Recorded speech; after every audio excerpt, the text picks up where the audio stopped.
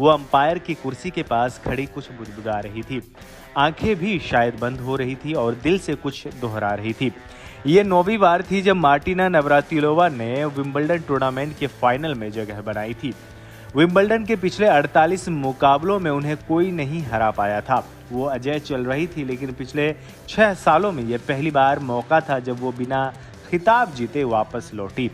अब वो खिताब पश्चिम जर्मनी की 19 साल की खिलाड़ी स्टेफी ग्राफ के नाम हो गया था, जो उस वक्त के महिला टेनिस खेलों में निश्चित रूप से टॉप पर थी। इससे ठीक 1 साल पहले स्टेफी ग्राफ ने मार्टिना नवरातिलोवा से उनकी नंबर 1 की कुर्सी भी छीन ली थी और अब वो खिताब भी ले लिया जिसे मार्टिना सबसे ज़्यादा चाहती थी। पिछले साल इस समय मार्टिना सेंटर कोर्ट में विजेता बनकर खड़ी थी और आज वो रनर अप बनकर खड़ी हैं। इस बार उनके हाथ में सिल्वर प्लेट नहीं थी।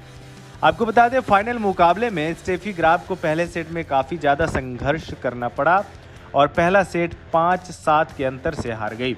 लेकिन अगले 2 सेटों में स्टेफी ग्राफ ने मार्टिना को संभलने का कोई मौका नहीं दिया।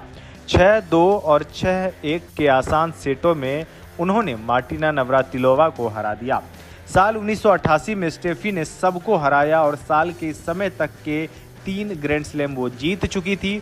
उन्होंने ओलंपिक गोल्ड भी जीता और अब सितंबर में होने जा रहे यूएस ओपन को भी जीतना स्टेफी का लक्ष्य था।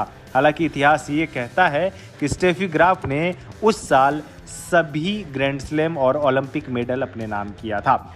आपको बता दें, मार्टिना इस हार से बेहद निराश हुई और इस पर उन्होंने बेहद खेद भी व्यक्त किया था।